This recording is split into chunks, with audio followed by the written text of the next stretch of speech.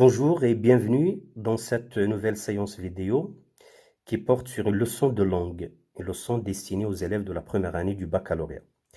Il s'agit, comme vous voyez donc sur l'écran, du discours indirect libre.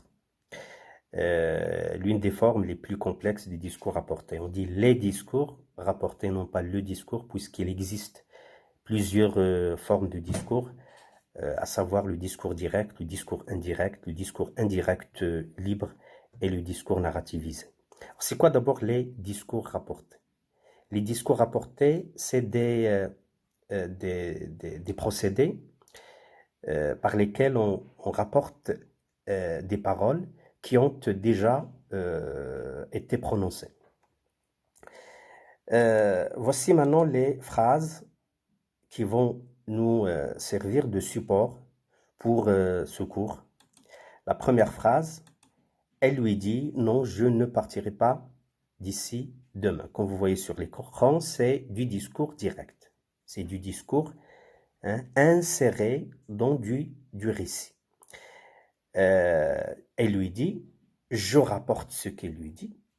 Non, je ne partirai pas d'ici demain ». Donc, j'ai rapporté des paroles et je les ai insérées dans du récit grâce à la ponctuation, les deux points. Et si j'ai ouvert les guillemets, j'ai inséré les paroles et j'ai fermé pour repasser au discours, donc pour repasser au récit. Donc c'est du discours direct. La deuxième phrase, il lui dit qu'il ne partirait pas de là le lendemain. C'est la même chose, c'est la même phrase, sauf que cette fois-ci, j'ai rapporté les paroles, pas pour les insérer comme j'ai fait avec le discours direct, mais pour les intégrer, pour les intégrer dans du récit de telle manière qu'ils deviennent du récit. Comme vous voyez, pour passer du discours donc direct au discours indirect, j'ai utilisé le que, la conjonction de subordination, avec bien sûr les changements indispensables à effectuer selon que le verbe introducteur de parole soit au présent ou au passé. Et si le verbe introducteur il est au passé, alors j'ai fait des changements au niveau des temps verbaux. Ici, futur devient conditionnel présent. Il y a aussi des changements au niveau des pronoms. Le je devient elle, puisque je ne cite pas la personne de ces mots exacts, mais je parle de la personne. Donc le je devient elle. Les marqueurs de temps et de lieu et de temps, ici devient là et demain devient le lendemain. Donc c'est du discours indirect. La troisième phrase qui nous importe le plus, elle se fâcha, non, il ne partirait pas de là le lendemain. Elle se fâcha, vous voyez donc il y a déjà, on remarque une différence, laquelle, c'est qu'on n'a pas commencé par le verbe introducteur de parole, on a commencé plutôt par une phrase qui exprime un sentiment et qui marque l'état d'âme du personnage. Elle se fâcha. Le que, on n'en parle pas, puisqu'on insère, on rapporte les phrases, mais on les intègre de manière naturelle, plus proche de la spontanéité du discours direct. En conservant, bien sûr, et bien entendu, des discours directs, cette marque d'oralité, non, non. Et en conservant aussi du discours indirect la concordance des temps, par tiré par tiré, et les marqueurs aussi des lieux, du lieu, les marqueurs de lieu et de temps, là, là, le lendemain, le lendemain. Pour mieux comprendre, donc c'est du discours indirect libre. Donc comme vous voyez, il y a des caractéristiques que j'ai empruntées au discours direct et il y en a d'autres que j'ai empruntées au discours indirect. C'est donc le discours indirect, c'est indirect libre, c'est l'intermédiaire entre le discours direct et le discours indirect. Et pour mieux comprendre, voici maintenant en détail les emprunts au discours direct et ceux au discours indirect. Elle lui dit, non, je ne partirai pas demain, c'est le discours direct. Il se fâcha, non, il ne partirait pas de là, le lendemain, c'est le discours indirect libre. Alors, quelles sont les caractéristiques empruntées au discours direct? D'abord, les types de phrases, exclamatives, interrogatives, donc je les rapporte telles qu'elles sont. Les marques d'expressivité de la langue orale, non. Ici, c'est la marque de l'oralité. Je l'ai conservé du discours direct. Les marques de subjectivité, les manières de parler du personnage, surtout avec cette ponctuation expressive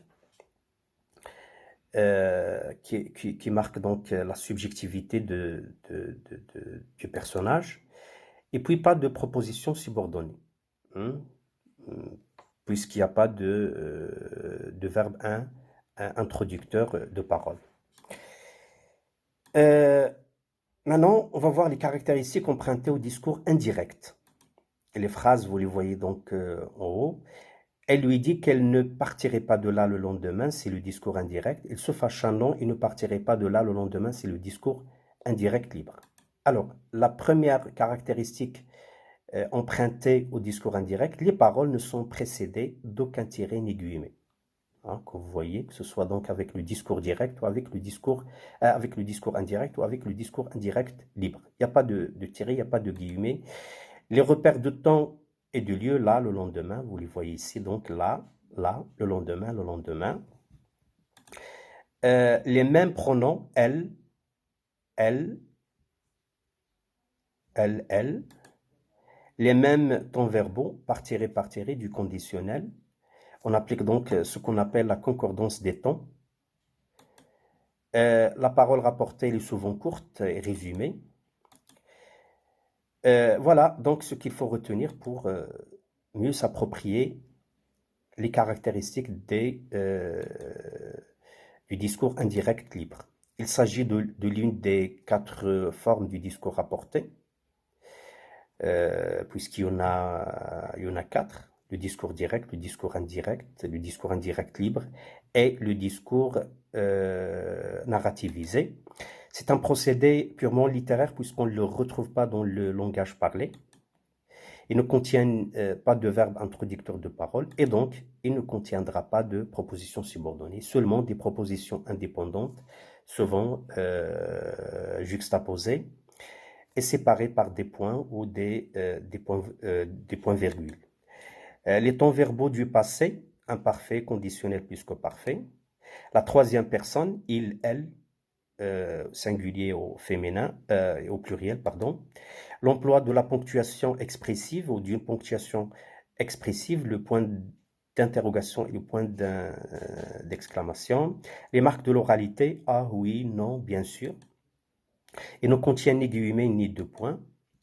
Il vient souvent après une phrase au discours indirect ou une phrase qui marque l'état d'âme du personnage, comme dans le cas de l'exemple du support. Et puis, dans le discours indirect libre, la voix du personnage et celle du narrateur-auteur s'entremêlent. Donc, il y a là un mélange, une superposition des voix.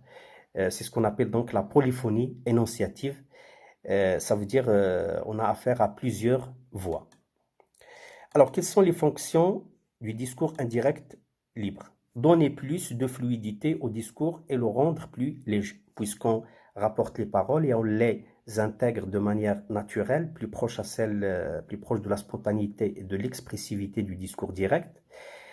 Et puis, on évite, puisqu'il n'y a pas de queue, on évite donc cette lourdeur, du discours indirect. Introduire uniquement l'essentiel, ça veut dire le message doit être court. Intégrer les paroles du personnage dans le récit tout en conservant leur expressivité. Créer une sorte de fusion entre le point de vue du narrateur et celui du personnage, puisqu'il est des fois difficile de distinguer les paroles du narrateur et celles du personnage. Il y a donc une superposition. Mais c'est une superposition qui permet ou qui crée une fusion. Donc les 2 points de vue sont fusionnels. Voilà donc un texte que vous pouvez donc lire et relire pouvez arrêter la vidéo et la mettre en pause pour lire et relire donc le texte, un texte tiré, extrait de Madame Bovary de Gustave Flaubert. Là où on remarque donc qu'il y a un chevauchement du discours direct repassé en rouge et le discours indirect repassé en bleu, et aussi du discours indirect libre repassé donc en vert. Alors, on passe maintenant à un petit exercice en rapport avec le discours indirect libre. Donc, on nous demande de transposer les phrases du discours direct au discours indirect libre. La première phrase, elle lui avoua sa flamme, je vous aime depuis le premier jour. Donc, vous avez ici donc le verbe introducteur, donc au passé. Vous avez les deux points, les guillemets, donc c'est du discours direct. On nous demande de le transposer au discours direct en effectuant bien sûr les changements indispensables. Donc, vous avez ici le verbe introducteur qui a cette valeur d'un verbe de sentiment. Donc, on l'utilise comme étant donc on utilise le verbe introducteur comme étant un verbe qui marque donc l'état d'âme du personnage, il exprime un sentiment, il lui avoua sa flamme, il lui avoua donc son amour.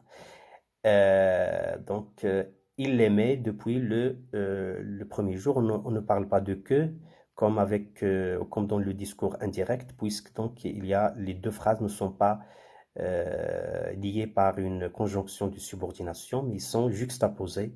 Ce sont deux phrases indépendantes, l'une à côté de l'autre, et séparées par le point virgule.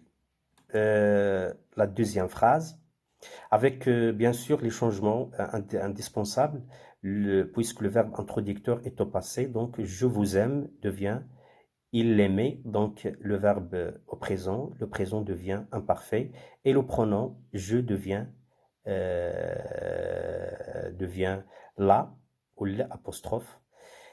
La deuxième phrase, il dit c'est bon, j'ai le temps, j'irai les voir dans 3 jours. Alors, c'est donc le discours direct, les deux points, les guillemets. J'ai oublié donc les guillemets, pardon. Donc les guillemets, je ferme, je dois ici ouvrir les guillemets et les fermer ici. Et pour transposer cette phrase au discours indirect, libre, donc regardez, il dit que c'était bon. Donc ici j'ai utilisé, on a dit tout à l'heure que le discours indirect libre vient soit après une phrase au discours indirect, c'est le cas ici, dans cet exemple, soit après un verbe qui marque donc l'état d'âme du personnage. Il dit que c'était bon, hein, et après, juste après, ça c'est le discours indirect, et juste après, on a affaire donc au discours indirect libre. Donc, il n'y a pas de que, il y a juste des virgules, puisqu'il s'agit donc des phrases qui sont rapportées et intégrées d'une manière ou de manière naturelle. Ce sont donc des phrases juxtaposées tout en gardant la ponctuation expressive. Regardez ici. Et la troisième phrase, Pierre disait toujours « Si j'avais de l'argent, je ne travaillerais plus ». C'est du discours direct, pour marquer donc le passage de l'un à l'autre, donc on a utilisé les deux points, les guillemets. On a ouvert les guillemets, on les a fermés ici. Pour passer donc, voilà, Pierre le disait toujours, s'il avait de l'argent, il ne travaillerait plus. Le que, on n'en parle plus, il n'y a pas de subordination, il y a juste des phrases indépendantes qui sont intégrées de manière naturelle, plus proche, comme on a dit, de l'expressivité et de la spontanéité du discours direct, des phrases séparées par un point et une virgule. Donc des phrases, des propositions indépendantes, souvent juxtaposées. Voilà, merci de votre attention et à la prochaine, Inch'Allah.